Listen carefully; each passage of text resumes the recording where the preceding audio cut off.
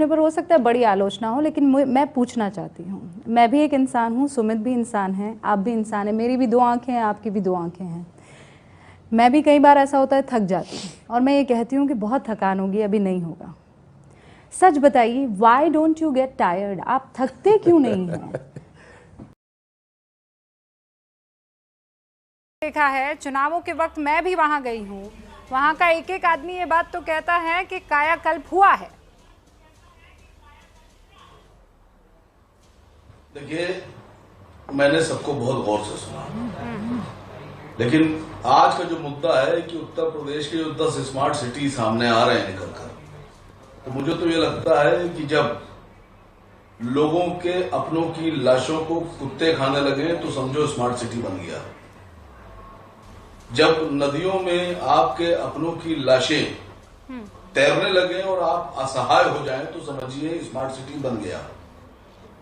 जब आपके पास कब्रिस्तान कम पड़ जाए दफनाने के लिए और कोई इंतजाम ना हो तो समझिए स्मार्ट सिटी बन गया।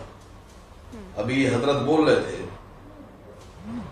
5 साल की सरकार, बीजेपी के मुख्यमंत्री, बीजेपी के प्रधानमंत्री, और आप सिर्फ और सिर्फ काशी की गलियों और काशी की सड़कों और काशी के घाटों की बात कर रहे हैं, दूसरे शहर का नाम नहीं आ रहा है। तो मैं कहता हूं कि ऐसी सरकार को क्या कहिएगा। तो जब आप एक शहर का विकास कर रहे हैं तो वहीं की जनता आपको वोट दे। 75 जिले हैं उत्तर प्रदेश में, 75 जिले में सिर्फ एक जिले की बात करेंगे आप, और बाकी 74 जिले क्या करेंगे? वो कहां जाएंगे वहां के लोग जिनसे आपने वादे किए थे?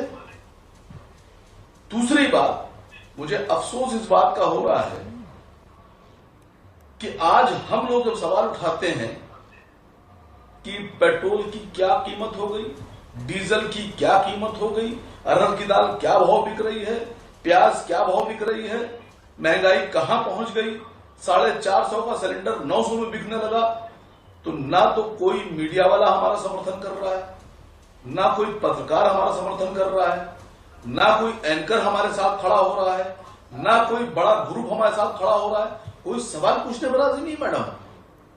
इस हिंदुस्तान में जहां 135 करोड़ की आबादी है, इस हिंदुस्तान में जहां 80% लोग गरीब हैं, असीम वकार साहब, अमीरों की बात नहीं कर रहा हूं, 80% गरीब हैं, आपने कभी पूछा कि उनकी नौकरियां चलेंगी?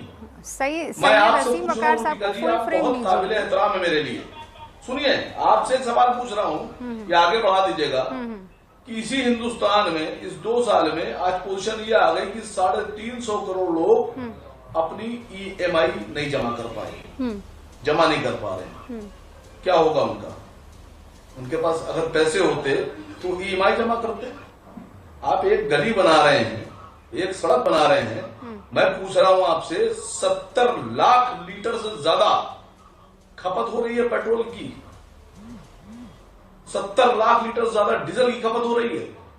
$27 प्रति बैरल खरीद कर 20 रुपए की लागत का पेट्रोल 70 रुपए, 80 रुपए और 90 रुपए तक बेचा जा रहा है, और उसके बाद में आप एक जिले की एक गली बना रहे हैं तो आप बहुत खुश हो रहे हैं। हम सवाल किससे पूछें? आप रूबिका जी हमारी सवाल आगे नहीं पहुंचाती, हमारी बात का जवाब नहीं देते आप लोग। ठीक है, हम भी इसी देश के नागरिक हैं, सैयद क्या असीम हमें वकार हक नहीं अपने सवाल पूछने का?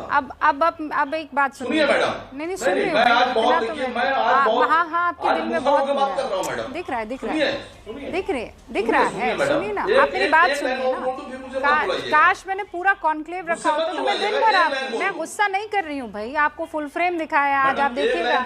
हाँ, एक लाइन और बोलिए, 2 बोलिए। बहुत हक की बात करने जा रहा था। हाँ, यही तो तकलीफ है कि आप बोलने नहीं देते। जब हम लोग छोटे थे, सिनेमा हॉल में टिकट ब्लैक हुआ करते थे। 20 रुपए की बालकनी का टिकट अगर कोई 30 रुपए में बेचता था तो उसको ब्लैकिया कहा जाता था कि ये सस्ता खरीद के महंगा बेच रहा है, इसको जेल भेज दो। कार्रवाई होती थी, पुलिस छापे मारती थी। और 20 रुपए का पेट्रोल 100 रुपए में बेचा जा रहा, तो ये ब्लैकिया नहीं है, ये ब्लैक नहीं हो रहा है। मैं पूछ रहा हूं आपसे, जवाब दीजिए, कौन जवाब देगा? जवाब कौन देगा? प्रधानमंत्री तक मेरी पहुंच नहीं है, मुख्यमंत्री तक मेरी पहुंच नहीं है, नहीं कोई बात, पेट्रोलियम मंत्री तक मेरी पहुंच नहीं है, पहुंच असदुद्दीन ओवैसी तक है। Asaduddin Owaisi member of parliament हैं, और वो ये बात पक्का रखेंगे, मुझे पूरा यकीन है। और आप इस बात का दुख मत यहाँ पर जताइए कि आपको कोई प्लेटफॉर्म नहीं मिल रहा है, कोई एंकर आपकी बात नहीं सुन रहा है, आप पेट्रोल डीजल पर कुछ 3 मिनट, पूरे 3 मिनट यहाँ पर आपने अपनी बात रखी है, बगैर रोक टोक के बात रखी है। तो इस बात को वापस ज़रूर ले लीजिएगा, ये विक्टिम कार्ड मत प्ले कीजिएगा कि कोई एंकर आपको बोलने नहीं देता है, ठीक है। और पेट्रोल का पैसा, ये बात ध्यान रखिएगा, किसी के जेब में नहीं जाता है, वो सरकार के खजाने में जाता है। हाँ, ये महंगा क्यों है, इसमें मैं भी आपके साथ पोस्टर लेकर खड़ी हो सकती हूँ ईमानदारी के साथ। ये ज्ञान जो आपने दिया मुझे, ये 2014 से पहले आपने स्मृति ईरानी को नहीं दिया था, सुषमा स्वराज जी जो मरहूम है उनको नहीं दिया था आपने। कौन सा ज्ञान? ये ज्ञान देती है आप उनको कि जो पेट्रोल के ऊपर जो गैस का सिलेंडर सर पे रख के डांस हो रहा था, महंगाई महंगाई महंगाई महंगाई की बात कर रहे थे, पेट्रोल महंगा, डॉलर के जब रेट ऊपर जाते हैं, रुपया गिरता है तो कैसे ज्ञान देती? उस वक्त सरकार की आमदनी कम नहीं थी, कैसे ज्ञान देती? अरे उस वक्त प्राकृतिक आपदा नहीं आई थी, उस वक्त कोरोना पर लाखों करोड़ों रुपए खर्च नहीं हो रहे थे, वैक्सीनेशन प्रोग्राम पर सरकार का खजाना या खाली नहीं हो रहा था, 35,000 करोड़, कैसे ज्ञान देती? कोरोना लाते उस वक्त तो ज्ञान दे पाती ना हुजूर, इतना भी तो समझिए ना, थोड़ा बेसिक